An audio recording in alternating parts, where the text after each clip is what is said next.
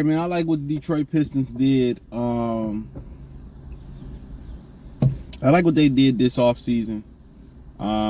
This free agent period. Let's just say that real quick.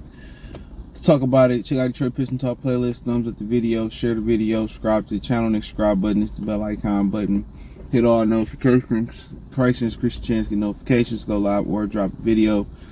Check out Detroit Pistons Talk playlist. So yeah, I like what they did. I mean, you know, you get Monty Morris, you get Joe Harris. I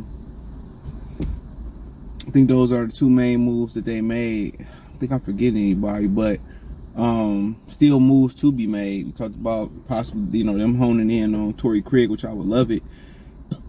You know, and people, you know, had expectations. Every year, Piston fans get their expectations up. You hear the Pistons say we looking to land a big name, but, you know, it's hard to get people to come to Detroit, especially when you don't have an established winner. So, you look at the big names that's been in Detroit, you know, going back to the 80s, a lot of them was trades. Bill Laimbeer, trade. Rick Mahorn, trade. Adrian Danley, trade. Mark McGuire, trade. I mean, Chauncey might have been a trade. Ben Wallace was in that Chucky Atkins trade, I believe. So a lot of, you know, it's nothing new. Rasheed Wallace trade. Or they was drafted, you know, John Sally, Dennis Rodman, Joe Dumars, Grant Hill, I was forgetting somebody else too. Tayshaun Prince, Palace Prince. So the reason I like what they did, at least in free agency, and I'll do it live in the offseason, probably by the time y'all see this video, or it'll be coming up later this week. I like what they did because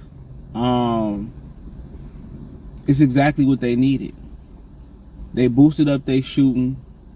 You know, they asked Sasser and Short Thompson, well, that's in free agency, you know, defensively they got better. So I just don't, it's hard to add major pieces, even though Cam Johnson would have been a huge piece, but you would have overpaid him.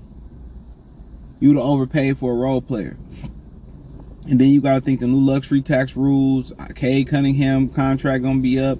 You got to pay a lot of these young guys as well too, so you can't have too much hefty salary on there unless this guy's going to be a superstar at $25-30 million a year, especially if you had to go up to 30. He had to be a star, at least an all-star. So they got $60 million to play with next year to play around with, but it's hard to know what you got. And what they done is they've sat there, they got better, and, you know, a couple better defenders. You got some shooters now. So the only real issue is who gonna start at the 4. You know, I don't think Bojanovic is, you know, is good enough to start at the 4. That's a problem because he can't stop nobody, and he takes a ton of shots very quickly. So that's my biggest concern. They need somebody who's gonna come in and play that 4 spot that's gonna be able to stretch the floor and defend 3 and D. And I don't think that answer is on the roster. That's still the biggest question mark they got left. And no Bagley is not that guy. No Stewart is not that guy.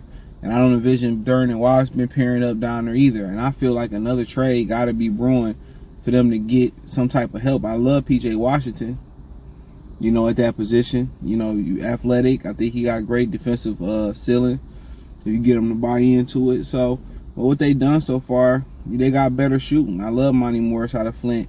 You know, can shoot it well, can start some games for you if you have some injuries.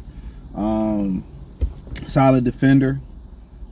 So at the end of the day, bruh, I think another trade is brewing or some cuts is coming.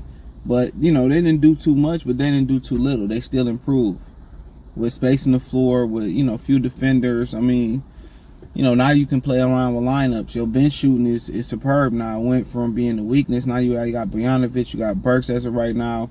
You got Sasser, Monty Morris, all shoot really, really good from the 3.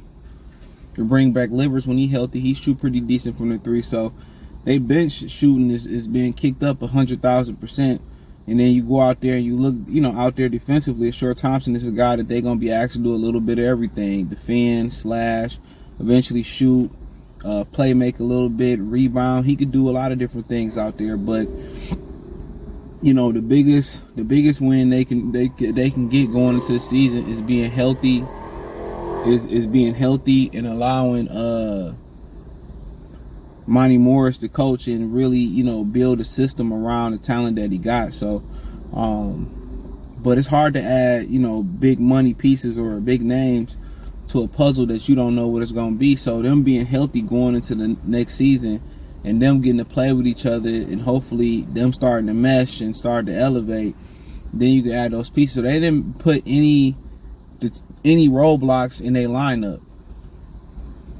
There's no roadblocks in the lineup that's going to stop them from flourishing and being what they can be. Now, you sit there and let's just say you add a Jaylen Brown or you add a, I don't know, a LeBron James. So it's going to be hard for them. There's going to have to be adjustment to be made before they ever really got their foot wet in the NBA. So this team is very talented individually, but, health-wise, can they gel together? Can they play together? Can they make it work together? Can they have, post-success after Casey's do what the hell you want to do, but just as long as you jack up threes? There's got to be a base of fundamentals to what they're doing here, but they added a few good veterans in Harris and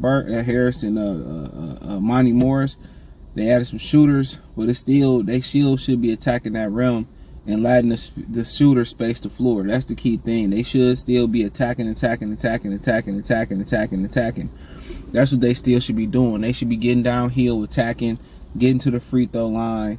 They should be running guys out the gym as young as they are. And then my thing is, when they running on a fast break, let's not flare out to the 3-point line. Let's get to the rack. Let's get some people in foul trouble. So there's got to be an offensive philosophy rehaul there. And what make it so beautiful and make it so ugly is a big ball of clay that Monty Morris is going to be able to kind of design how you want to, and with that big ball of clay, let's hope he designed it the right way, because a lot of these guys don't know chicken shit from playing with Casey. So now they about to get introduced to a real NBA program by Monty Morris.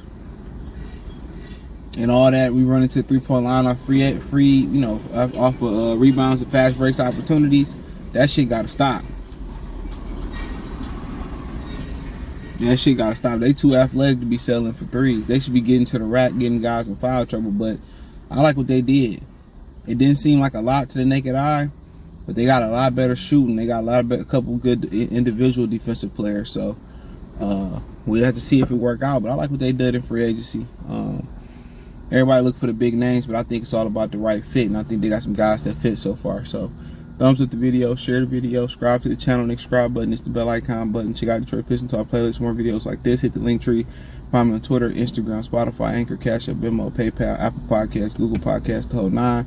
Appreciate the love and support. Let me know in the comment section. Other than that, keep supporting the channel. Check me out on Spotify. Rate me there. Peace.